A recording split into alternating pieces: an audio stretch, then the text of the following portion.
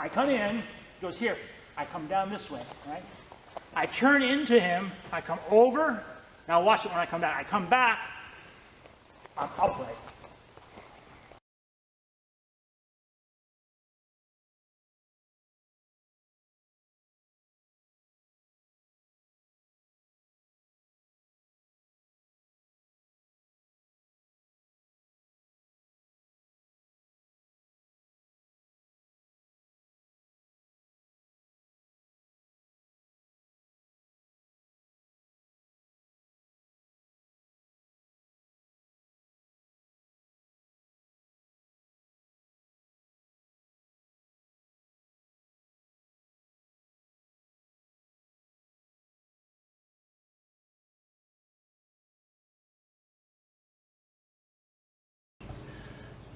Hi everybody, I'm Steve Scott. Thanks for watching. And I have here a good friend of mine, Bill Montgomery. And Bill Montgomery is part of American Judo history. And I want to talk a little bit about Bill and how he helped one of the greatest judo men in American history train for the 1965 World Judo Championships. And we're talking about Jim Bregman, who is a legitimate 10th dan, Judan in judo. He was the first American to win an Olympic medal, a bronze medal in the '64 Olympic Games. And the next year he won a bronze medal at the World Championships in Judo in Brazil. And one of his chief training partners is sitting right next to me. It's Bill Montgomery, who is a good judo man and jiu-jitsu man in his own right. And I wanted to kind of tell a little bit about history of American judo right here. So Bill, thanks for being on board with us here. Thank you for having me. And first of all, tell us a little bit about the setup. Jim Bregman had just come off the '64 Olympic Games with a bronze medal. Correct. And training facilities were a bit rough in those days, and finding a good place to train. Now, what part of the country were you guys in at the time? We were right outside of Washington, D.C. Okay, so you're in the Washington, D.C. area. Very strong judo in that area, actually. Right. You guys were part of that project, part of that deal. But we also saw that you had some different, the amount of training that Jim needed. You know, not every dojo was available and everything else. Can you kind of set the table as to what the conditions were that you had to train in, and how you guys, how did it start? How many guys were training with you and Jim, and how did that evolve to start? Well, the way it started was when Jim came back from Tokyo. He took about a month off just to rest after training 6 days a week for 4 years. It was time for a bit And he was training in Japan at that period of time. Yeah, right. Yeah. Mostly at Meiji University at the Keisho and the Kodokan. So he came back, and the word went out in the Washington, D.C. area that he needed training partners. So we all were to go to the Washington Judo Club, and the first initial workout was on a Monday night. I remember it distinctly. And we got there, and at this time the Washington Judo Club was off of Florida Avenue in northeast Washington, D.C., over a fruit market. Not a real great area, but they had a good size mat area. So the first night we got there, there's probably 125 brown and black belts there. The place is packed. Everybody's going, oh, this is great, everything else. But the practice only goes about 45 minutes. And because we're exhausted. It's intense. It's very intense. Very intense, yeah. Very intense. So, but I'm 17 years old at the time. I'm going, oh, wow, this is great. But we're dog dead tired. So then we're supposed to come back the next night, which we did. Now, the first night there was 100, 125 people there. The next night there's like 75. Same deal. Practice lasts 45 minutes. We're dog dead tired. We go home. Wednesday we show up. There's 20 people. Same story. Thursday we show up. There's my friend Dave Oliver, myself, and Jim. I said, Jim, where's everybody else? And he looked right at me and he says, you're it. You're it, yeah. And that's when it started. That's what it says. No one wanted to train with me. And I'll explain why that was. But so he says, where do you guys go to high school? We said we went to Annandale High School. So he said, I'll meet you there afterwards, and maybe we can use part of the wrestling room. And I said, well, it's in the middle of wrestling season. I don't think they'll let us do that. He said, well, we'll see. So we go there, and we're running in the hallways in our judo gis, and we got tennis shoes on. They weren't running shoes at that time. They were just tennis shoes. And we're running up and down stairs. We're doing push-ups, sit-ups, and squats. We're doing, we're doing bunny hops up the stairs. Then we're doing uchikomis. So we do that for about 3 days. And Jim goes, why don't you ask the wrestling coach if we can use part of the mat area? So I go up and ask the wrestling coach, and the coach goes, absolutely not. I don't care what you guys are doing. My wrestlers are more. I said, okay. So I went and told Jim at the regular practice that night, I said, he won't let us use the gym. It's too crowded. I said, okay. Why don't you hit him with my bronze medal? And Jim didn't mean literally. I said, oh, okay. So the bronze medal he just won in the Olympic Games. Yeah, the bronze. Okay. I'm sorry, the bronze medal he just won in the Olympic Games. And so the next day Jim shows up. I think Jim actually had the bronze medal with him. We didn't go that far. But I went up to the guy. I said, the guy I'm talking about. He goes, yeah, what is it? And he's getting irritated with me. And I said, well, he just won a bronze medal in Tokyo. And the guy goes, what? Wait a minute. Okay, you guys, everybody down here. So they gave us half the wrestling for 3 guys. And it started every day after school. We'd run the halls. We'd do push-ups, sit-ups, squats. And then we'd do uchikomis. Like no other kind of uchikomis I've ever done in my life. Expand on that. I will. Yeah. We did Kouchi, Ouchi, Osoto, Ippunsuoi, and Surikomigoshi. Now, eventually we would build up to doing sets of 50. But at this point, we were just doing sets of like 30, 35. And we would do those as fast as we possibly could. But you had to go all the way in on each throw, and if it was a turning throw, like Ippunsuoi or Surikomigoshi, you had those 2 throws, you had to turn 180 degrees. A full uchikomi. Full uchikomi. Okay. That was good. Now you should remember that Jim Bregman has come off of 4 years of training at Meiji University.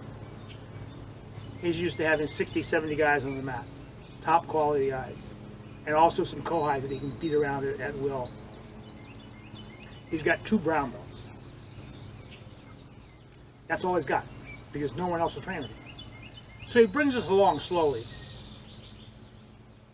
And the instruction was amazing. Bill, pull harder. Bill, go faster. That's interesting, because here's a great case. We both know and admire Jim Bregman greatly. Obviously, he has a long history with him. But here's a great case where a great competitor, to help you guys along and help his training, he's teaching you more judo. Yeah. He's teaching you more fundamentals and fine points as well.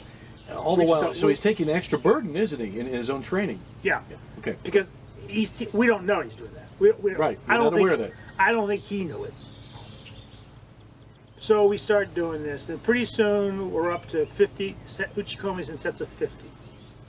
Every set must be done in less than a minute. The push-ups, sit-ups, and squats became sets of 50. 3 sets. Push-ups, sit-ups, squats, rest a minute, push-ups, sit-ups, squats, rest a minute, push-ups, sit-ups, squats.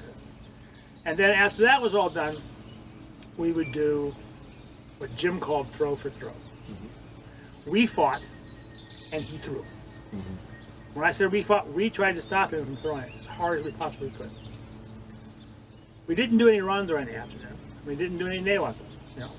And then sometimes we would do different kinds of throwing, and we would do speed stuff and things of that nature. But remember, Jim's coming from Meiji, which is one of the leading, still is one of the leading judo colleges. It's like the Penn State or the Iowa State, or Oklahoma State in wrestling. That equates to judo, the Meiji University. Meiji University at the time was the place to go. That was the toughest university in the country. So I didn't realize what was happening. I mean, don't get me wrong. I knew I was going to practice, but I didn't realize what was happening to me. And the intensity and the speed became more and more and more and more. And we were getting ready for a large tournament. I'm sorry, we were getting ready for the district championships, AAU championships. This is when you had to place in the AAUs to fight in the nationals. And I should put a caveat or an asterisk in here. Until I met Jim Bregman, I had been back in the United States from Guam for a year and a half. I had not won one match. Forget about a tournament. So I guess we've been training for about 2 months, maybe 3, 2, I don't know, kind of all blurs together. And I go into this tournament, and I'm fighting the brown belt division.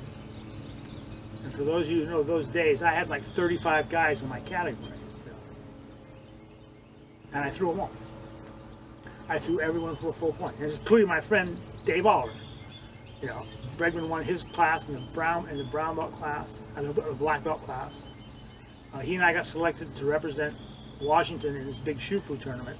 That got overruled and changed. They sent somebody else in my stead, which I still haven't forgotten. But then the level of practice became harder. The uchikomis were still the same. They're still doing sets of 50, but now they're hard. You know, Jim just smacking into it, just bam. And I don't care whether it's Kochi, Ochi, Osoto, Sioi, or Surikomiyoshi. He's just bouncing you. The throw for throws, there were days when I was frightened. I was actually frightened. People who have worked with Bregman after the Olympics and years after that say he threw hard. They have no idea. On one particular day, I don't know what happened, but Bregman was pissed off about something. And he was beating the hell out of Dave Oliver, just beating us up. I mean, don't get me wrong, there's no broken bones, there's no blood, there's nothing like that. But the intensity of practice is terrible. One thing, my mother goes, "What are you doing?" I said, "What do you mean?" "Look at your hand." I said, "Oh, what's wrong with my hand?" And all the skin was all gone from my knuckles. From gripping. From gripping. Yeah. You know, that had healed over and calloused over. But on this particular day, I wanted to go home. And I had to go to practice at the Washington Judo Club that night. I did not want to go, but we went. So we do the whole thing, and randori starts. We do 1 round of randori. You ever seen 30 or 40 black belts all tying their belt at the same time and looking down at their feet? Because no one wants to go with Bregman. Yeah. So I get this, "Bill, come here." Pardon me. I went, "Damn, I don't need this tonight." And he starts attacking. And he's throwing me, and he's throwing me, and he's throwing me. And he throws me the switch, and he throws me right on my head, and the light bulbs go off. You know, I'm going, I've seen the Kodak.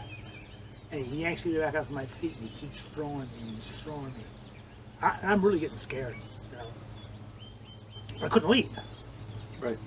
So they said, "Change." The next 5 minutes comes out, he grabs Dave Oliver, he does the same thing to Dave Oliver.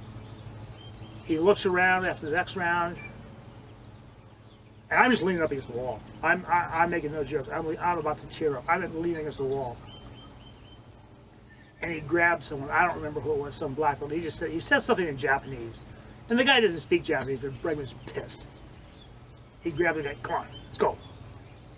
"Anishimasu." The guy is terrified. He's absolutely terrified. He had a reason to be terrified. And Jim just starts smashing this guy. He's throwing him all, and finally the guy goes like, "No more, no more." And I'm like, "That's all right. Bill, come here." I'm like, "Oh my God." That was probably one of the longest practices I'd ever had in my life. Me and Dave, we went in, we grabbed our stuff out of the locker room. I've got like car keys, and I've got the car. I said, "I'm a shot." I said, "No, you're not. We're going home." And I want to get the hell out of there. Mm-hmm. So then an odd thing began to happen. The practices that we were doing got worse. They didn't get worse. The intensity wasn't arithmetic, it was geometric. Is that where it just jumps? Yeah. And then we started doing grip fighting drills. Didn't know what he said, "Just do this." So I did that, and he'd go, and he'd break through my gripping, come for the throat, and he punched me in the back of the head, you know. He wasn't doing it on purpose, and he wasn't trying to hurt me. That's just what he did. Mm-hmm.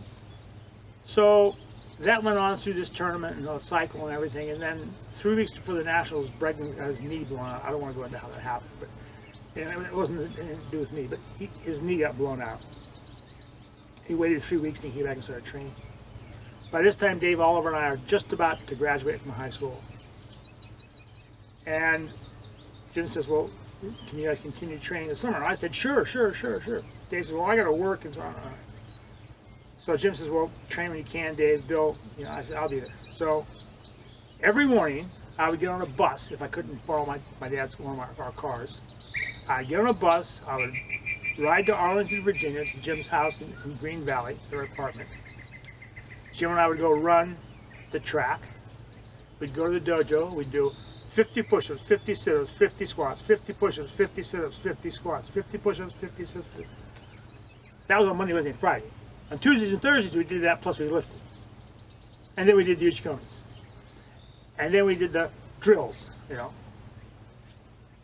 And then I dragged my sorry ass out, and I was working as a lifeguard and went to work as a lifeguard until I had to come back and practice that night.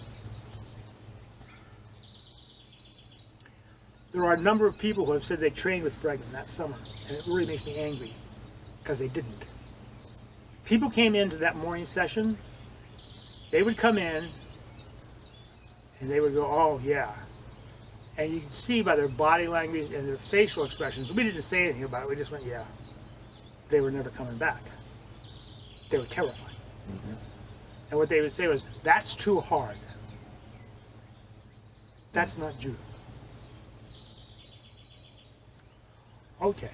But what happened with Dave Oliver and I, when we would go to the regular classes at night, these black belts in the dojo were still throwing us. Don't get me wrong, they were still throwing us. But the ease with which they did it diminished greatly, and they were having trouble with us. You know, and every once in a while we would catch them with something. And no, we didn't gloat. Just kept going, trying to get them again. And then they just started, they didn't want to work with us. And it wasn't because they couldn't throw us. It was because we didn't stop, you know. So that kind of intensity, right? It's easy to verbalize, okay? But to experience it is a totally different thing. And what I did not realize at that time was Jim was laying the base for my judo.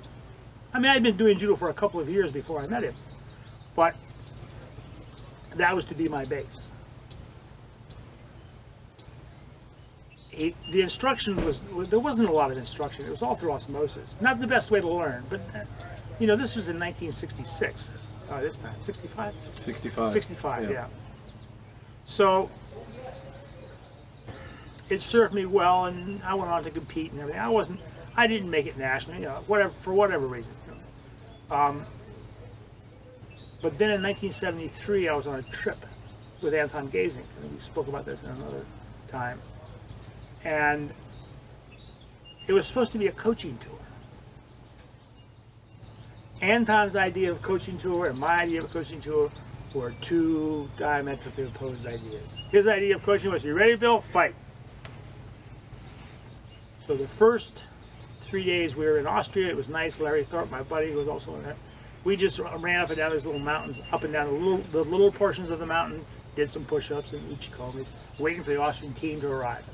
The Austrian team arrived the first day. We went about 7 kilometers up and down this mountain, switchbacks, and we put logs at the top, and then we sprinted down the hill, and then we did randori. We had breakfast and did randori. And the first day, Anton said something in German, and neither Larry or I spoke German. All I knew was it looked like all the middleweights ran this way, where Larry was standing, middleweights and below, and all the guys, two light heavyweights and above, ran this way where I was standing.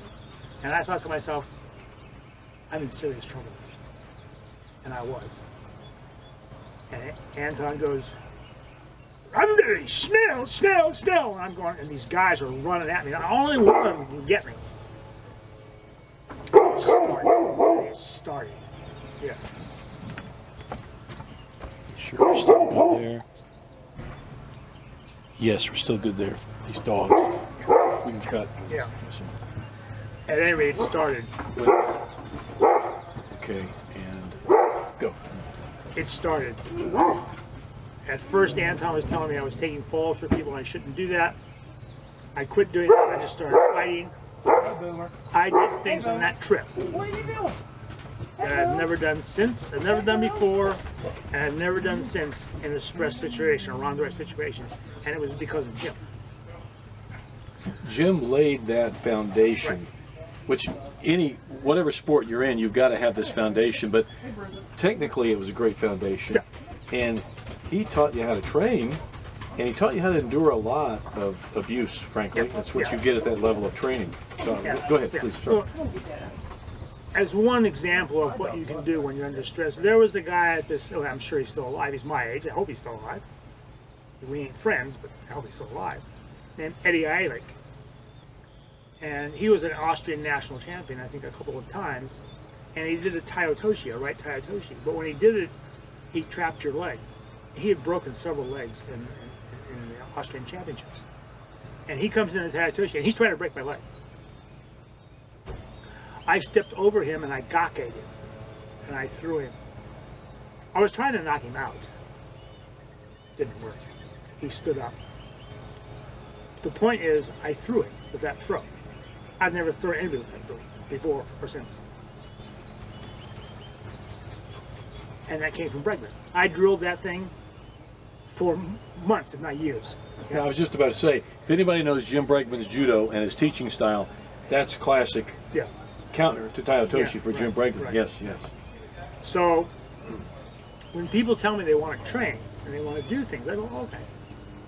And part of me wants to do what, I can't physically do that anymore, but when people say they want to train, I want to give them an idea how to build up and get used to it and to develop that ability to really train hard, to be uncomfortable. Well, so kind of to wrap it up, again, the reason we're saying this is because we got to know our history. We have to know our history about what we're doing. And judo, whether you're doing Brazilian Jiu-Jitsu or Sambo or whatever your activity might be, judo is one of the root martial arts. The difference is that in this country, in many grappling martial arts, people still think training is going to practice twice a week. Going to practice twice a week is a laudable thing to do. It's great, but it's not training. It's going to practice twice a week. Training is 5 days a week. It's 5 days a week. It's auxiliary training. It's PT. It's all these things. And people go, well, I don't have time. Okay, that's fine. If you don't have time, it's all right. Go do judo twice a week, and that's fine. There's nothing wrong with that. It's great. Excuse me. Do not consider yourself an international competitor, right? International competitors, male or female, are on a totally different level. And it has been said, it was said by Jim Bregman, they should be kept away from normal people. I've heard that more than once, yeah. You lock them in a room for 4 years, figuratively speaking, Meiji University. At the end of 4 years, you open the door, and whoever walks out is a fourth hit. And that's it. And it's interesting, in all the years since then, Jim he tried at first to have people do this kind of training, and then he just stopped. Because everybody had an excuse why he couldn't do it, and that doesn't work with Bregman. If you don't want to do it, don't do it. He doesn't make a value judgment. He just says, okay, you don't want to do it, don't do it. But don't say you're doing something when you're not. And but it taught me a lot. And the trip to Europe was really what proved the whole thing, you know. And it was through osmosis. And I'm not saying that's the best way to learn. It isn't. But you know, it served me well. When I was going to the University of Oregon, my parents lived in San Diego, California, and I would travel back and forth, and I would stop at Ben Campbell's dojo in Sacramento. By the way, if you don't know Ben Campbell, he was on the same Olympic team with Jim Bregman. One of the greats in American Judo was Ben Nighthorse Campbell, who went on to serve both in Congress and in the Senate for quite some time. So he was a great judo man, and certainly you do him well too. Yeah. I don't know. I know Jim more. I know Senator Campbell. I know Ben, but I don't know him that well. But when I go to his dojo, the first time I went there, I got sick and everything else. Long story. But I stayed out there. I finished practice, and I did that, and I did his drill. His drills were different, but they were similar. So I picked them up, and it was a similar kind of practice. It was 90 minutes of hell, you know. But that's what you had to do, you know. And I'm not saying that's for everyone. I'm not saying that. I'm not saying you can't do judo and become good and gain rank, whatever that means anymore, and still do judo twice a week. You can certainly do that. but understand where you are, you know. But if you want to train, be ready to make a sacrifice, and it's a personal sacrifice. You know, that's what it is. So that's really, there's no secret. There's no secret. Yeah. No secret at all. It was just hard work. What do they say? I don't know who said it. They said, what, 90% of success is showing up. But showing up, but then that 10% is what he's talking about, that intensity of training, that level you have, and it's a total commitment, it's a total time commitment, lifestyle commitment. And again, we see a lot of people do this in a lot of different sports, a lot of different activities, no matter what it may be in any martial art. We're still seeing this type of intensity, but in those days, these are the guys that set the level, and honestly, with the conditions that you had, that were very primitive by today's standards. Oh yeah. It was an amazing sacrifice. It was an amazing sacrifice. We didn't know any better. You didn't know any better, and you didn't know what you didn't know. But the thing is this, is that we want to impart to everyone here that this is the type of success that made American Judo great. We've had some dry spells in American Judo, and I wish we had more guys like this and Jim Bregman. Not to saying there's some great people out there, but if we can get back that level of intensity and that level of commitment to training, get more people on the mat, these are the type of stories we want to hear that hopefully will inspire younger guys and gals to get on the mat and train to this level and aspire to this level of expertise and skill. And if you're willing to get to that level and do those type of things, then great for you, great for you. But what we're talking about here is a commitment of another level, a very elite level of competitive skill, at the world-class international level. No matter what the sport, no matter what it may be, we're talking about Judo, which I think is probably the base martial arts, certainly in the world. Jigoro Kano was a genius, and just about every grappling style we see on the planet today is somehow related to that core root of Kodokan Judo that Jigoro Kano started in 1882. So, but to wrap it up, thanks, Steve. Bill, it's always great talking to you. We've been friends many years, and I like Bill because he has far less hair than me, but that's not the reason. I'm walking better than he is. I now have 2 new hips. Yeah, and if you stay in Judo very long, you'll be talking about that when you're an old guy like we are. So, but anyway, thanks so much, Bill. Thank you, Steve. And I'll tell you what, looking forward next year to training with you again here at John Saylor's training camp. Always good. Always fun. Thanks much. Yeah.